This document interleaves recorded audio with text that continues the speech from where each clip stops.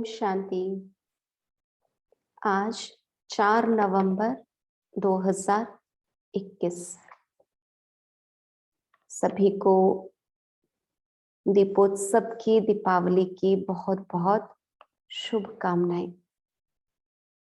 आज के बाबा के महावाक्य, मीठे बच्चे, संग दोष बहुत नुकसान करता, इसलिए संग दोष से अपनी बहुत बहुत संभाल करते रहो, यह बहुत खराब है। प्रश्न, 3 प्रकार का बचपन कौन सा है? किस बचपन को कभी भी नहीं भूलना? उत्तर, एक बचपन लौकिक माँ बाप के पास जन्मते ही मिला। दूसरा बचपन गुरु के शिष्य बनने पर हुआ और तीसरा बचपन लौकिक माँ बाप को छोड़ अलौकिक माँ बाप के बने।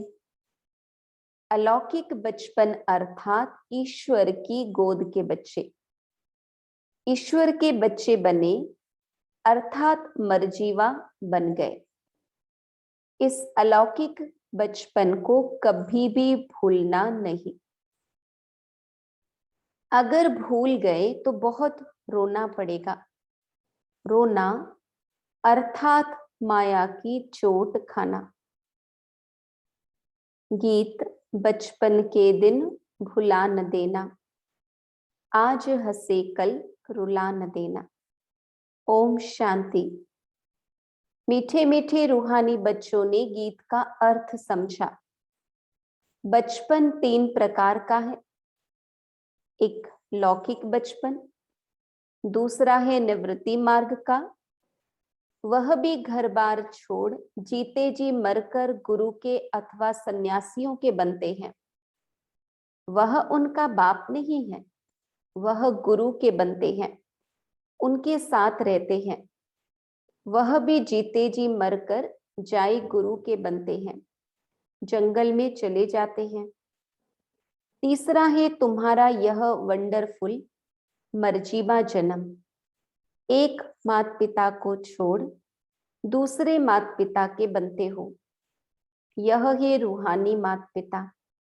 तुम्हारा यह मर्जीवा जन्म है, ईश्वरीय गोद में रूहानी जन्म। तुम्हारे से अब रूहानी बाप बात कर रहे हैं, वह सब हैं जिस्मानी बाप, यह है रूहानी बाप। इसलिए गाते हैं बाप का बनकर, मर्जीवा बनकर, फिर यह भूल न जाना। शिव बाबा है ऊंचे ते ऊंचा भगवान। जब कोई गीता आदि पर डिबेट करते हैं तो पहले पहले यह बात पूछनी है, तो ऊंचे ते ऊंचा भगवान कौन है? ब्रह्मा देवता नमः, विष्णु देवता नमः कहते हैं, फिर कहते हैं शिव परमात्माई नमः। वह सभी धर्म वालों का बाप है। पहले पहले यह बात समझानी है, वह ऊंचे ते ऊंचा बाप एक है। ब्रह्मा विष्णु को कोई गॉड फादर नहीं कहेंगे। पहले यह पक्का कराओ कि गॉड फादर एक है, वह निराकार है, जिसको क्रिएटर भी कहते हैं, पतित पावन भी कहते हैं। बाप से तो जरूर वर्षा मिलेगा, यह ख्याल करो। बेहद के बाप से वर्षा किसको मिला? बाप है नई दुनिया का रचने वाला, उनका नाम है शिव। शिव परमात्माए नमः कहते हैं, उनकी जयंती भी मनाते हैं। वही पतित पावन, रचयिता, नॉलेजफुल है। फिर सर्वव्यापी की बात उड़ जाती है। उनकी महिमा है कर्तव्य पर। पास्ट में जो कर्तव्य करके जाते हैं उनकी महिमा गाई जाती है। इसलिए जितने भी नाम से शिव के मंदिर हैं वो कोई ना कोई शिव के कर्तव्य या महिमा को सूचित करते हैं। ऊंचे ते ऊंचा है बाप, उनको लिबरेटर भी कहते हैं, रहम दिल, दुख हरता, सुख करता भी कहते हैं, गाइड भी कहते हैं। कोई नए स्थान पर जाते हैं तो गाइड को साथ ले जाते हैं। विलायत से आते हैं तो उनको गाइड यहाँ का देते हैं, सब कुछ दिखलाने के लिए। तीर्थ यात्रा पर ले जाने वाले पंडे होते हैं, अब बाप को गाइड कहते हैं, तो जरूर गाइड किया होगा। सर्वव्यापी कहने से सारी बात खत्म हो जाती है। पहले पहले समझाओ कि सबका बाप एक है। सर्वशास्त्रमय शिरोमणि है गीता, वह है भगवान की गाई हुई। उनको सिद्ध कर लिया तो उनके बाल बच्चे सब झूठे सिद्ध हो जाएंगे। पहले पहले सच्ची गीता का सार सुनाना चाहिए। शिव भगवानुवाच। अब शिव बाबा के चरित्र क्या होंगे?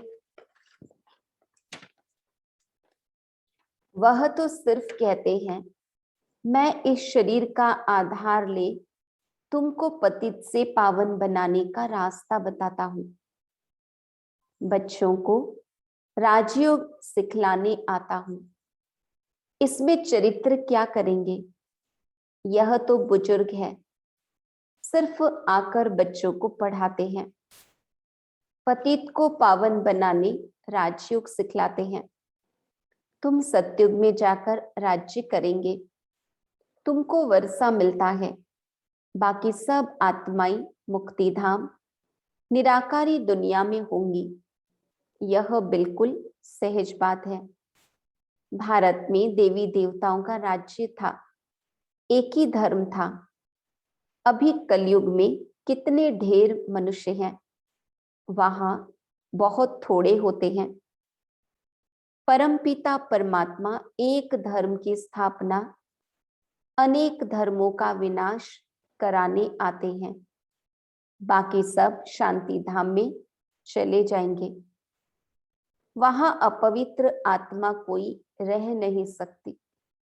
बाबा कहते है ही पवित्र दुनिया शांति धाम, तो वहां कोई अपवित्र आत्मा रह नहीं सकती।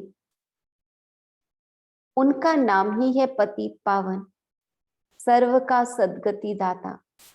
यह है पुरानी दुनिया आयरन एज, सत्युग को कहा जाता है गोल्डन एज। जो देवताओं के पुजारी हैं वह सहज सब कुछ समझ जाएंगे।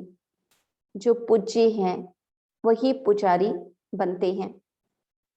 तो पहले बाबा का परिचय देना है, हम उनके बच्चे हैं, यह भूलो नहीं। भूलेंगे तो रोना पड़ेगा, कुछ कुछ माया की चोट लग जाएगी। देही अभिमानी बनना है। हम आत्माओं को वापस बाप के पास जाना है। इतने ढेर मनुष्य मरेंगे, फिर कौन किसके लिए रोएगा? भारत में सबसे जास्ती रोते हैं। पहले 12 मास या हुसैन करते हैं, छाती पीटते रहते हैं। यह ही मृत्यु लोक की रस्म रिवाज तुमको अब सारी अमर लोक की रस्म रिवाज सिखला रहे हैं।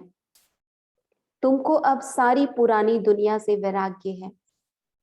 बाप कहते हैं मामेकम याद करो, यह सब खत्म हो जाने वाला है। अब हम जा रहे हैं वापस, नाटक पूरा होता है। नाटक में सभी एक्टर्स हैं, फिर मोह किस में रखेंगे? समझते हैं इनको जाकर दूसरा पार्ट बजाना है, रोने की क्या दरकार है? हर एक का पाठ नोंधा हुआ है। जैसे बाप ज्ञान का सागर, आनंद का सागर, प्यार का सागर है, तो बाप को फॉलो कर ऐसा बनना है। सागर से नदियां निकलती हैं, सब नंबरवार हैं।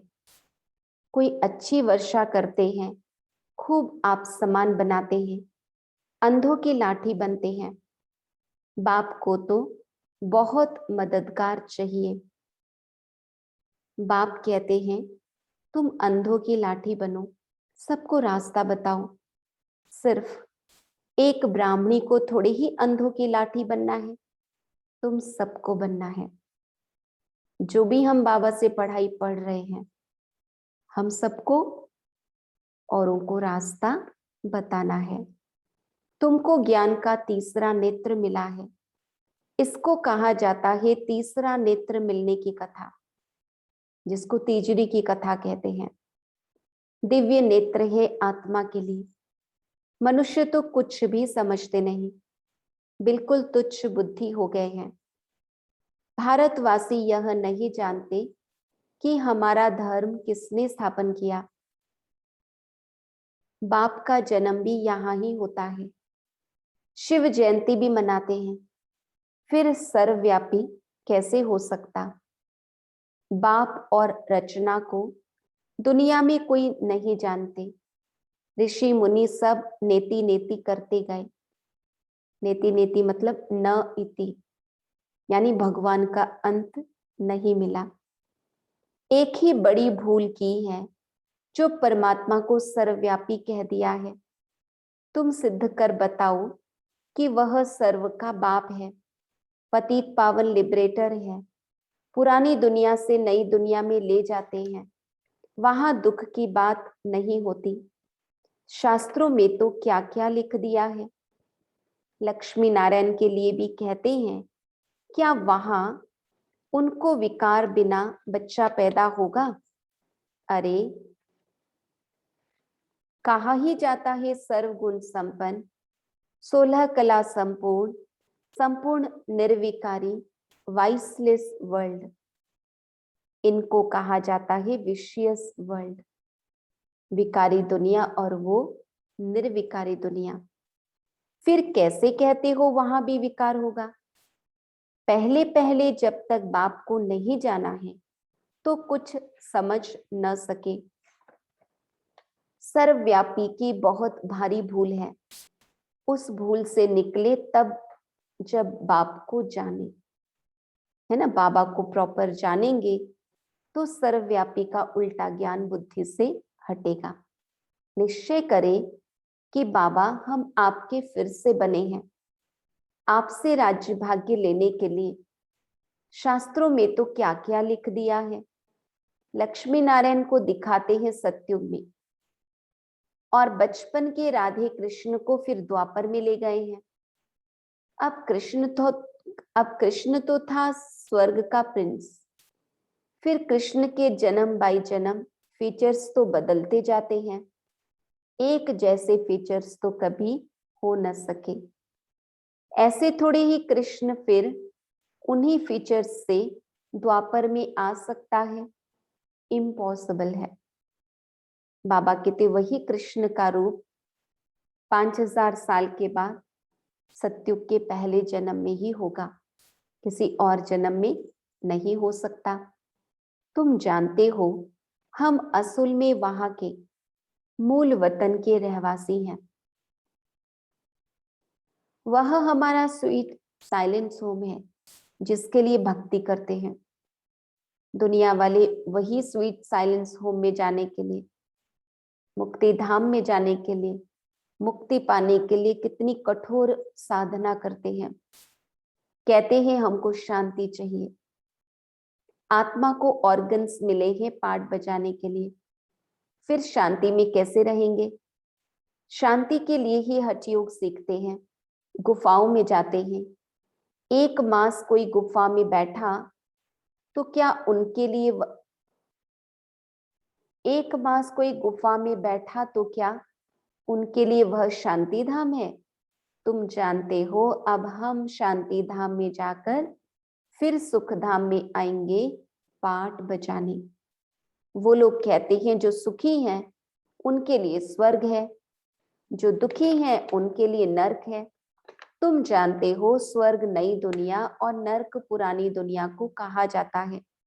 भगवान उवाच, यह भक्ति यज्ञ तप दान पुण्य आदि करना, यह सब है भक्ति मार्ग। इनमें कोई सार नहीं।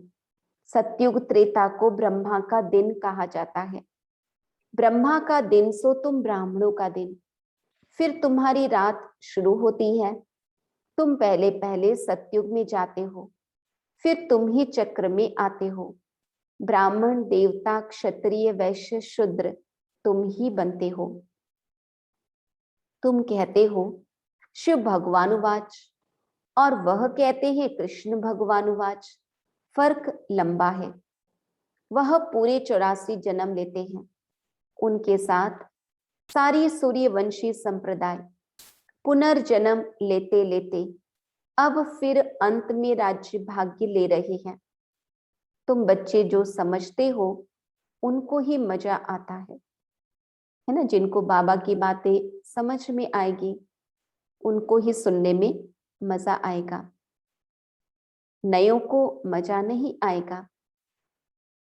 तुम किसकी निंदा नहीं करते हो, बाप तुम्हें कितना सहज समझाते हैं।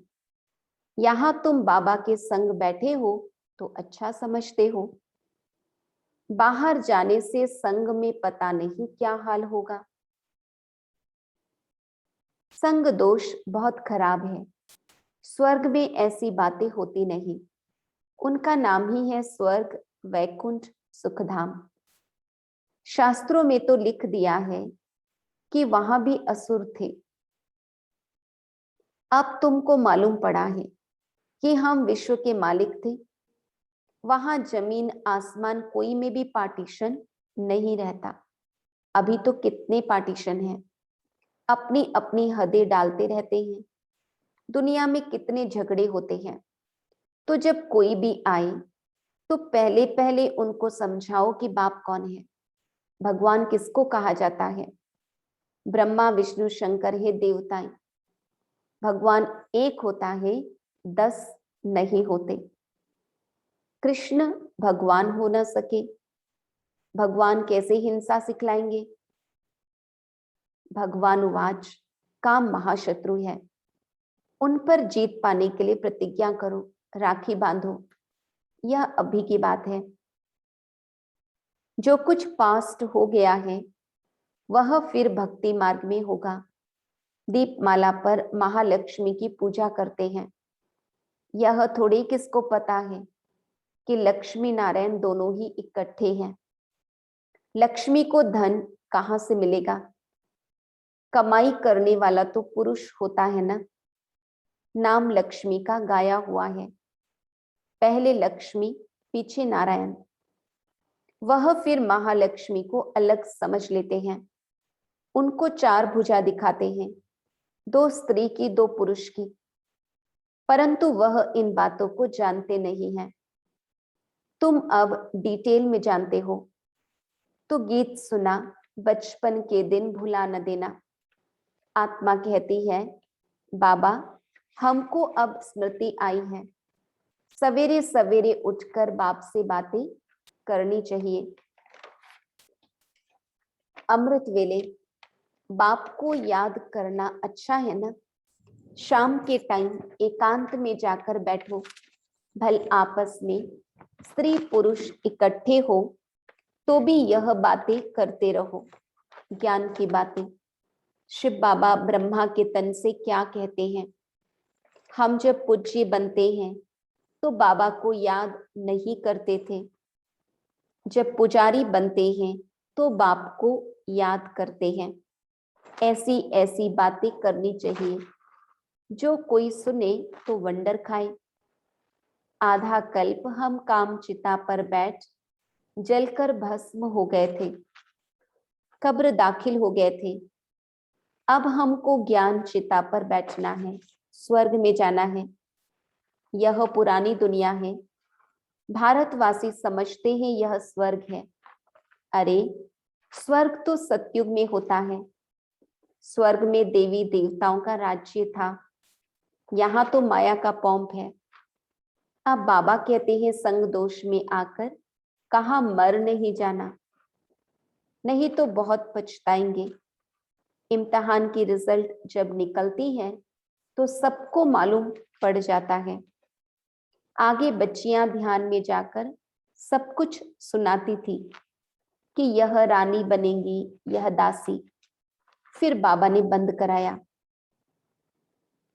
पिछाड़ी में सब कुछ मालूम पड़ जाएगा कि हमने बाप की कितनी सर्विस की, कितनों को आप समान बनाया, वह सब याद आएगा, साक्षात्कार होगा। बिना साक्षात्कार के धर्मराज भी सजा दे न सके। बच्चों को बार बार समझाया है, मामेकम याद करो। बाप आकर मीठे मीठे झाड़ का सैपलिंग लगाते हैं। वो गवर्नमेंट झाड़ों का सैपलिंग लगाती है ना, प्लांटेशन के प्रोग्राम्स करते हैं, उत्सव मनाते हैं।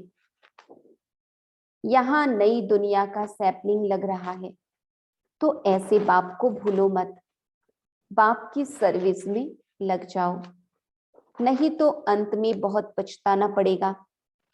अभी वर्षा नहीं लिया तो कल्प कल्पांतर का हिसाब हो जाएगा। इसलिए पुरुषार्थ फुल करना है। अच्छा, मीठे मीठे सिकिलधे बच्चों प्रति माता पिता बाप दादा का याद प्यार और गुड मॉर्निंग। रूहानी बाप की रूहानी बच्चों को नमस्ते। हम रूहानी बच्चों की रूहानी बाप दादा को याद प्यार, गुड मॉर्निंग और नमस्ते। धारणा के लिए मुख्य सार, जैसे बाप ज्ञान का, आनंद का, प्यार का सागर है, ऐसे बाप समान बनना है और आप समान बनाने की सेवा करनी है। सबको ज्ञान का तीसरा नेत्र देना है। ऐसा कोई भी संग नहीं करना है जो पछताना पड़े। संग दोष बहुत खराब है, इसलिए अपनी संभाल करनी है। बाप से वर्षा लेने का पूरा पुरुषार्थ करना है। वरदान, दिव्य गुणों के आह्वान द्वारा अवगुणों को समाप्त करने वाले दिव्य गुणधारी भव। जैसे दीपावली पर श्री लक्ष्मी का आह्वान करते हैं, ऐसे आप बच्चे स्वयं में दिव्य गुणों का आह्वान करो, तो अवगुण आहुति रूप में खत्म होते जाएंगे। फिर नए संस्कारों रूपी नए वस्त्र धारण करेंगे। आप पुराने वस्त्रों से जरा भी प्रीत न हो, यानी पुराने संस्कारों से। बाबा नए संस्कारों को नया वस्त्र कह रहे हैं। दिवाली में नए वस्त्र पहनते हैं ना, तो बाबा कहते नए संस्कारों रूपी नए वस्त्र धारण करो। पुराने वस्त्रों से जरा भी प्रीत न हो। जो भी कमजोरियां, कमियां, निर्बलता, कोमलता रही हुई है, वो सब पुराने खाते आज से सदा काल के लिए समाप्त करो। दीपावली पर पुराना खाता क्लोज करते हैं, नया खाता चालू करते हैं।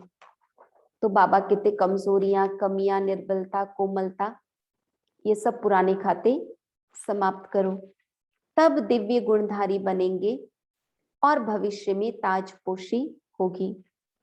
उसी का ही यादगार यह दीपावली है। दिव्य गुणों के आह्वान द्वारा अवगुणों को समाप्त करने वाले दिव्य गुणधारी भव। श्लोगन, सरल याद के लिए सरलता का गुण धारण करो, संस्कारों को सरल बनाओ। तो बाबा ने कहा सरल याद के लिए सरलता का गुण धारण करो, संस्कारों को सरल बनाओ। अच्छा, ओम शांति।